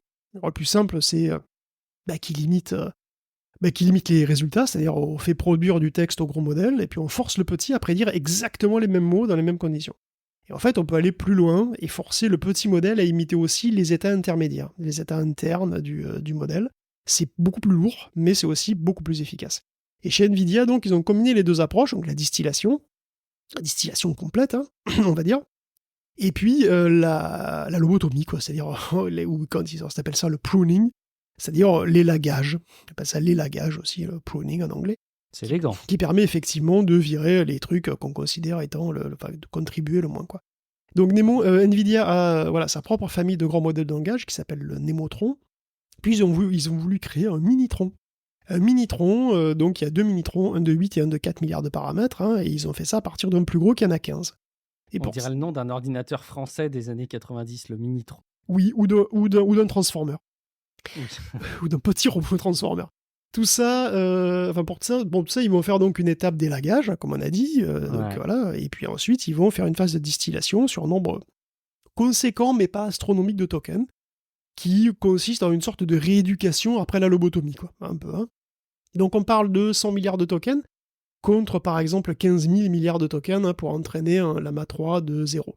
Donc c'est pas gratos, mais on obtient à moindre coût un Minitron qui est compétitif avec les modèles Mistral ou Meta, qui eux, pour le coup, sont entraînés de 0. Alors cette lobotomie, d'ailleurs, elle peut se faire en profondeur ou en largeur, c'est-à-dire qu'on peut virer des couches, ou en profondeur, donc, qui contribuent moins, mais aussi en largeur, c'est-à-dire on vire aussi des têtes d'attention qui ont moins d'importance, etc. Ça donne des compromis avec les performances qui ne sont pas tout à fait les mêmes. Et donc après le Minitron, Ben, ils se sont dit qu'ils allaient effectivement maltraiter un petit lama, donc on y vient, effectivement, ils vont maltraiter le lama. Donc ils ont fait un lama de 4 milliards de paramètres qui n'existait pas, donc c'est un mini lama. Et c'est un mini lama qui est pas ridicule face à un petit Gemma 2, qui pour le coup lui est encore un petit peu plus petit, mais qui lui aussi a été entraîné de zéro. Alors, globalement, ils ont quand même fait un modèle qui est aussi bon qu'un modèle qui est 1,5 fois plus gros. Enfin, je veux dire, ils ont fait un modèle qui est, qui est aussi bon qu'un modèle qui est plus petit. Donc en gros, c'est pas très spectaculaire, quoi, parce que ça aurait pu être, tu vois, le truc à 4 milliards, il est aussi bon qu'un truc qui fait que 2,6 milliards, donc c'est pas spectaculaire. Mais quand même, ça ouvre la voie à une méthode qui est pas trop chère pour créer des modèles qui soient beaucoup plus petits, vraiment de la taille qu'on veut, hein, globalement, à partir d'un modèle de référence qui lui aussi a une taille arbitraire. Donc ça veut dire que on peut, de manière beaucoup moins chère que d'entraîner des modèles à partir de zéro, avoir un petit peu toutes les tailles qu'on veut à partir d'un modèle de base. C'est cool, on va avoir tout ce qu'on veut à notre disposition finalement à terme. C'est formidable. Je me réjouis, Guillaume. L'avenir est magnifique. On continue avec ce sujet qui est toujours malheureusement cocasse. Et puis, bon, c'est facile de se moquer hein, dans des situations où on a des voitures autonomes qui partent un petit peu en vrille. Ça a été le cas de Waymo. Il y a une scène un peu malheureuse qui s'est passée, Guillaume. Oui, bah d'ailleurs, les nouvelles Waymo sont arrivées. Hein, il était temps parce que c'est vrai que les actuelles commencent à partir en cacahuète. Non, ça n'a aucun rapport probablement, mais c'est vrai que c'est une anecdote rigolote pour nous qui habitons pas près d'un parking Waymo. Apparemment, elles se sont mises à discuter entre elles en klaxonnant. Tu vois, c'est un petit peu comme ces discrets oiseaux de la forêt qui se répondent de branche en branche par des gazouilles espiègles. Ça s'appelle ça discrète. Et là, c'est pareil, mais bon, c'est des voitures qui se klaxonnent toute la nuit, toute la nuit. Donc la vidéo d'un parking de San Francisco sur CNBC est à mourir de rire, parce que j'habite pas là-bas, hein, c'est clairement. Ouais, c'est vrai. Parce que bon, qu'est-ce que tu fais toi quand t'as des débiles qui arrêtent pas de klaxonner dans ton parking? Bah tu gueules, tu sors sur ton balcon en hurlant et en menaçant tout le monde avec ta carabine, voilà, normal. Mais là, qu'est-ce que tu fais? Il y a personne, il y a aucun humain, ni dedans ni dehors. T'as personne sur qui gueuler. Alors bien sûr, le standard Google a sauté et ils auraient identifié le bug. Ces voitures-là, les bavardes, hein, ce sont les Waymo de 5e génération, et justement, il y a la 6e génération qui arrive. Et elle est un petit peu différente quand même. Hein. Alors l'actuelle génération, c'est des Jaguar électriques I-Paces, assez grosses finalement, et puis bardées de capteurs. Hein. La génération 6 sera construite par Zeekr, qui est un constructeur chinois avec des voitures qui sont plus petites et probablement moins chères. Et d'ailleurs, elles ont un peu moins de capteurs, ce qui va aussi contribuer à des prix sans doute bien inférieurs. Alors, il y a quand même une bonne base, hein, vous inquiétez pas, il y a quand même 16 caméras, 5 lidars, 6 radars et des micros. Elle verra à 500 mètres, de jour comme de nuit, qu'il pleuve ou qu'il neige. Avec 5 lidars, ça doit rester assez cher quand même. Hein. Mais la nouvelle Zeekr, c'est clairement un modèle qui va probablement réduire pas mal les coûts d'exploitation. Alors Waymo fait un peu d'argent, de plus en plus même, ils ont fait 365 millions ce trimestre contre 285 l'an dernier. Mais le business est très loin d'être rentable parce que Waymo accuse toujours beaucoup de pertes, 1,13 milliard d'ailleurs de plus que l'an dernier. Alors il y a toujours Alphabet derrière, et les nouvelles voitures pourraient aider à encore réduire les coûts et donc à progresser vers la rentabilité. Mais les voitures Zeekr sont chinoises, donc elles sont à la merci d'une augmentation des droits de douane, et qui sont fort probables d'ailleurs, guerre économique, tout ça. Donc bon, on ne sait pas trop. Alors le robotaxi, ça reste un business difficile. Hein. D'ailleurs, on n'a pas vu de robotaxi Tesla cet été. C'était prévu pour le 8. Ça a été reporté en octobre. On nous promet un redesign massif et des surprises. Pour le coup, bon, on verra. Alors il y a Dara... Les promesses Tesla, attention. Ah ben oui, et tout le monde n'y croit pas. D'ailleurs, Dara Khosrowshahi, le patron d'Uber, voilà, le patron d'Uber. Le patron d'Uber n'y croit pas trop. Voilà, il croit que Tesla sous-estime la difficulté. Écoute, on verra bien, c'est déjà presque la rentrée, donc ça va même venir trop vite. Excellent, on continue à explorer l'avenir. Guillaume, à défaut d'avoir des voitures autonomes, on a des robots autonomes avec des guillemets qui aident à assembler des voitures. Alors on en avait, écoute, on reste un peu chez les constructeurs auto avec quelques images du Figure 02 qui travaillait pour BMW. Le Figure 02, c'est un robot humanoïde qui est assez stylé, qui a été d'ailleurs un petit peu redesigné par rapport au Zeron dont on avait parlé déjà. Il fait un peu moins fragile, il est là tout en gris anthracite, avec un look un peu dépoli, il a l'air un peu plus mastoc. En tout cas, il est agile, il est fort à peu près comme un humain. Il serait même parfois plus précis, et il pourrait remplacer directement des bonhommes dans les étapes de construction pour des trucs un petit peu plus risqués, où il y a plus d'accidents, ce genre de trucs. Et donc ça a bien été testé à Spartanburg, et ça s'est bien passé. Donc voilà, le stagiaire a donné satisfaction globalement. Maintenant que le stage est terminé, il va falloir décider si on embauche ou pas, quoi. BMW va déterminer s'il peut sérieusement faire quelque chose de rentable. Et ça, on ne sait pas. Ça va dépendre pas mal du prix, un prix qui pourrait être pas aussi élevé que ça, en réalité, parce que il commence à y avoir pas mal de concurrence. Et quand on regarde certains concurrents, en tout cas les promesses de certains concurrents, on se dit que c'est possible, parce que je pense en particulier au Unitree G1, donc le G1 du chinois Unitree, qui est un humanoïde qui est très agile, qui est capable de sauter, de monter des escaliers ou des caisses sans problème, qui est très stable Non, aussi. mais remarquable, effectivement. Il encaisse des bousculades, il encaisserait des bousculades dans le métro parisien, je pense, il n'y a pas de problème. Et surtout, ce qu'on voit là, c'est la version finale. C'est-à-dire, c'est la version qui est prête pour la production de masse, en usine. Et ce truc-là, ça coûterait 16 000 $. Et 16 000 $, c'est pas très cher, en fait. Les robots industriels peuvent coûter largement ça, voire plus. Et encore, il y a tout ce qui va autour, quoi, toute l'infrastructure qui est autour, les logiciels, le système, tout ça, ça peut monter encore beaucoup plus haut, tu vois. Et la promesse d'un humanoïde, c'est justement d'être beaucoup plus flexible, c'est-à-dire beaucoup plus facile à mettre en œuvre. C'est-à-dire là où tu peux mettre un meg, en gros, tu peux mettre un humanoïde, tu vois, et sans changement autour des chaînes de production. Du coup, 16 000 $, si c'est vraiment ça, et si le robot, évidemment, a la même fiabilité et la même efficacité, par rapport au robot industriel, c'est crédible en réalité. Donc, il faudra voir au cas par cas, évidemment, dans chaque industrie, mais c'est possible qu'une révolution robotique soit pour bientôt, en fait. Mais j'en suis convaincu. Je suis absolument certain qu'on va se prendre une grosse gifle sur le sujet. C'est pas la première fois que je commence à avoir ce ressenti-là. Vous le savez, je suis un visionnaire, ça se sait maintenant. Depuis 2004. Voilà, depuis 2004. Peut-être même 2000. Depuis même bien avant. Je sais plus. Bon, quelques années. Allez, un petit mot maintenant sur les processeurs. Guillaume, il faut qu'on se tienne au courant de l'actualité dans ce domaine. On va parler un petit peu d'Intel qui va pas très très bien, pour résumer. En plus, son image de marque en prend quand même un coup, là, avec ses problèmes récurrents et vraiment très réel, de crash sur ses corps haut de gamme, 13e et 14e génération. On l'avait un peu évoqué avant les vacances. C'est un souci qui, semble-t-il, est assez grave en réalité. Les CPU peuvent être carrément endommagés. Définitivement. Intel offre d'ailleurs une extension de garantie de 2 ans. Il a publié une mise à jour du microcode pour éviter que les crashs ne surviennent, mais apparemment, s'ils sont déjà survenus, c'est mort. Le CPU est endommagé et tu peux plus corriger, quoi. D'ailleurs, il y a un post d'Alderon Games qui témoigne des problèmes. Alderon Games, ils maintiennent les serveurs d'un jeu qui s'appelle Path of Titans, et qui ont constaté que c'était un peu la cata. Ils ont des milliers de crashs côté client, donc pour ceux qui jouent à Path of Titans, et de leur côté, côté serveur, c'est pas mieux. C'est-à-dire, ils ont des interruptions de service fréquentes à cause de serveurs qui partent en vrac, quoi. De serveurs sous corps qui partent en vrac, et même les développeurs font remonter qu'ils ont des instabilités fréquentes et parfois des corruptions de mémoire, des SSD, etc. Et ils vont tout migrer en AMD. Alors, bon, c'est pas pour ça que Intel affiche des résultats qui sont pas géniaux ce trimestre. En tout cas, c'est pas uniquement pour ça. Là, c'est vrai que c'est pas brillant. Ses recettes ont encore baissé, les projections de bénéfices aussi. Ils prévoient de encore faire des économies en licenciant encore 15% de la salariée en plus d'ici la fin de l'année, pour 10 milliards de dépenses en moins l'an prochain.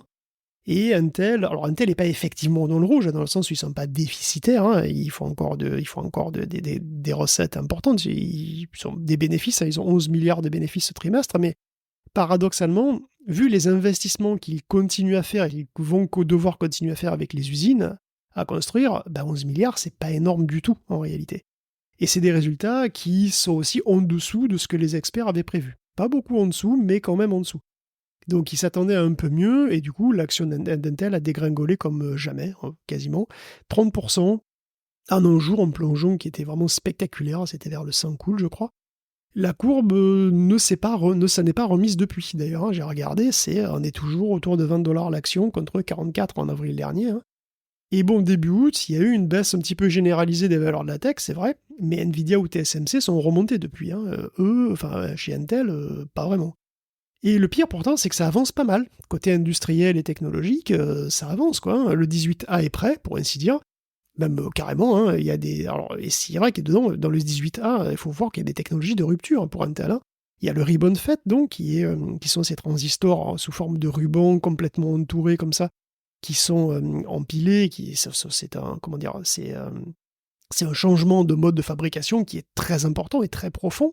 Il y a aussi le Backside Power Delivery, donc, dont on avait déjà parlé dans un autre supplément, hein, donc qui est pour faire court qu'on apporte on a en gros d'un côté la logique avec les petits circuits très fins, et de l'autre on a les gros câbles qui amènent l'électricité de puissance, qu'on va dire, avec les plus hautes intensités, qu'on sépare comme ça, et qui permet effectivement d'améliorer les performances. Bon, ces deux trucs-là, ces deux technologies qui sont vraiment très importantes, elles sont d'ailleurs, ça y est, elles sont matures, elles sont disponibles aux futurs clients des fonderies Intel, et les premiers processeurs en 18A viennent de booter leur premier système d'exploitation. Ça, c'est émouvant quand même.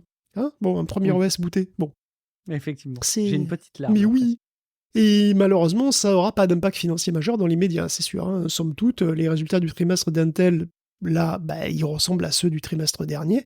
Et le prochain ne devra pas être radicalement différent. C'est qu'en 2026 que les fonderies tourneront à plein régime pour Intel et ses clients, hein, et que le 18A générera, on l'espère, des montagnes de cash. Pour l'instant, l'horizon, il est gris, et AMD prend pas mal de parts de marché sur les data centers, qui pourrait d'ailleurs dépasser bientôt celle d'Intel, hein, c'est assez fou. Nvidia continue de monopoliser l'IA de toute façon. Les revenus des clients, c'est-à-dire des PC en gros, hein, sont à peu près au niveau de ceux de 2022, donc on est vraiment dans une stagnation complète. Alors c'est dur hein, de connaître les bénéfices nets d'Intel branche par branche, parce que c'est pas parce qu'il ne les publie pas directement. Mais sur Next Platform, ils ont essayé d'estimer les bénéfices de sa partie data center, et c'est assez frappant de voir qu'on était autour de 3,5 milliards en 2020, contre quelques centaines de millions aujourd'hui peut-être. Ah punaise. Donc Intel est pas mort, hein, faut pas exagérer, mais on peut considérer quand même qu'il est dans une traversée du désert, quoi. Et donc on espère qu'il va sortir du désert en 2026, hein, parce que sinon voilà, ces eaux blanchiront au soleil, comme ça, et disparaîtront sous le sable des dunes. Ce serait terrible, mais c'est vrai que les nouvelles sont pas bonnes depuis des mois et Elles sont des pas mois folichonnes, hein. hein. Voilà, c'est pas folichonne. Est-ce qu'on a fait le tour ou est-ce qu'il faut compléter une ultime info, Guillaume? Pas sur Intel, mais on peut effectivement parler, conclure avec Nvidia, parce Pendant que... qu'on parle de processeurs. Oui, parce que effectivement, le très bien informé site The Information a entendu que Nvidia aurait eu des problèmes assez tard dans la conception du B200, donc leur puce qui va succéder au H100, l'accélérateur IA favori des petits et des grands que tout le monde s'arrache, et qui fait la fortune d'Nvidia actuellement. Et donc il y aura 3 mois de retard probablement pour le B200, ce qui est une super nouvelle pour tous les concurrents. Et AMD en tête évidemment, qui essaye vraiment très fort de concurrencer Nvidia en imitant Nvidia d'ailleurs, hein, puisqu'ils ont bien sûr leur GPU à eux, qui est optimisé pour l'IA, c'est le MI300. Ils ont leur API de calcul à eux, qui s'appelle ROCm, mais ils n'ont pas encore vraiment d'offre complète clé en main comme Nvidia. Parce qu'Nvidia, il fait tout. Nvidia, il fait le logiciel, il fait les puces, il fait les serveurs, il fait la déco, il fait le café, il fait tout. AMD fait pas encore le café, donc ils vont racheter des spécialistes du café, hein, globalement. Enfin, concrètement, c'est des spécialistes de l'infrastructure serveur pour le calcul de performance, en particulier, puisqu'ils ont racheté ZT Systems. Et c'est un gros rachat, je pense qu'on peut parler de gros rachat, parce que c'est quand même presque 5 milliards de dollars. C'est pas un Xilinx, hein, mais c'est quand même un gros rachat, quoi. Et donc, avec ZT Systems, AMD pourra proposer des jolis racks tout près, voire quand même une collection d'armoires comme ça, qui aura plus qu'à allumer pour s'éclater. Donc AMD va s'aligner finalement... va s'essayer en gros à l'intégration verticale, hein, pour s'aligner sur Nvidia. Et c'est vrai qu'il y a un coup à jouer, hein, puisque la concentration du matos pour l'IA, elle est bonne pour personne, hein, sauf pour Nvidia, bien entendu. Bye. Et au passage, Nvidia qui doit bien déplorer la guerre économique Chine-US, hein, puisqu'on a aussi appris que Huawei allait mettre sur le marché ses puces Ascend de 3e génération dès le mois d'octobre. Et donc, il y a toutes les boîtes chinoises pourront accéder aux 910C, qui sont... des concurrents du H100, des concurrents chinois, hein, du H100. Alors peut-être pas complètement, on va sans doute se situer entre les A100 et les H100, mais ça ne veut pas dire que c'est des jouets anecdotiques, hein, parce que GPT-4, il a été entraîné sur des A100, c'est-à-dire les puces d'ancienne génération de 2022, hein, c'est qui sont avant les H100 qu'on utilise aujourd'hui, globalement. Et donc on peut faire quand même des jolis modèles avec les A100, donc on peut faire probablement de très jolis modèles avec un Ascend 910, même si ça prend un peu plus longtemps. Et le truc, c'est que Huawei pourrait vendre bien plus d'1,5 million hein, de ces puces en 2025. Tout ça, Alibaba, Tencent, ByteDance et compagnie. Et ce qui est intéressant, c'est que c'est des clients qui auraient volontiers acheté Nvidia s'ils avaient pu. Et en fait, malgré les volontés politiques du gouvernement chinois, je pense que le pur pragmatisme aurait voulu que Nvidia domine totalement le marché chinois comme il fait pour le marché occidental. S'il n'y avait pas eu d'embargo, ils avaient un immense marché supplémentaire. Et c'est même à se demander si cet embargo fait pas plus de mal aux Américains qu'aux Chinois, finalement. Parce que sans lui, Nvidia et d'autres, hein, bien entendu, recevraient des montagnes de pognon, Et Huawei, il n'aurait pas eu un énorme marché vierge, sans concurrence, et l'industrie locale n'aura pas eu une pluie de billets continue depuis des mois et des années pour refaire leur retard et se développer à vitesse grand V. Donc, on se pose des questions. Merci Guillaume pour cette revue complète de l'actu sur la base de l'hebdo et de ce supplément. Je pense que vous avez vraiment de quoi avoir la certitude d'avoir couvert l'actualité des nouvelles technologiques grâce à la veille assidue qui a pu être faite et puis ces 2 épisodes. Donc l'hebdomadaire et le supplément. Évidemment, on est ravis de reprendre la saison. Alors, je ne sais pas, Guillaume, encore si on peut dire que la saison est vraiment lancée. On ne s'est pas encore bien calé. Il n'était pas certain qu'on puisse reprendre, si je ne dis pas de bêtises, l'épisode la semaine prochaine. On va en reparler. On va se revoir ça très rapidement. Mais en tout cas, sachez que la saison, la 11e saison de Tech Café est bel et bien lancée en bonne et due forme. Et on compte évidemment sur vous pour nous encourager et nous soutenir. Parce que si jamais vous trouvez que Tech Café est un podcast qui vous intéresse et vous divertit et vous fait passer des bons moments qu'il vous manquerait si vous ne l'aviez pas à disposition chaque semaine, et peut-être qu'un aperçu de ce monde terrible dans lequel vous auriez peine à survivre est apparu à vous cet été parce qu'il y avait moins d'épisodes, peut-être que ça vaut le coup de venir sur patreon.com/techcafé et venir nous soutenir. Guillaume, en attendant que les gens viennent nous soutenir et pendant peut-être même qu'ils écoutent ce segment et qu'ils sont en train d'aller s'inscrire sur patreon.com/techcafé, est-ce que tu peux leur dire où on peut te retrouver, toi, à titre individuel ? Non, mais moi, je vais me pencher sur cette histoire des deepfakes vidéo en temps réel. Hein. Je vais essayer de me lancer sur YouTube comme Hatsune Miku. Tu sais, je vais me faire passer pour Hatsune Miku sur YouTube. Non, mais moi, je pense que désormais, il faudrait répondre à une attente forte de nos auditeurs, c'est qu'on puisse faire Tech Café en vidéo, et toi, tu remplaces ta webcam par un deepfake en live avec... mais ce que tu veux, d'ailleurs, ce que tu veux. Et ce serait formidable, voyons. Allez, merci beaucoup Guillaume en tout cas pour cette préparation. Je suis Guillaume Vendée, vous me retrouvez sur les réseaux sociaux dont les liens figurent sur guillaumevendée.fr et puis bien entendu on se retrouve dans quelques jours pour un prochain épisode de Tech Café. Ciao à toutes et à tous. Ciao à tous.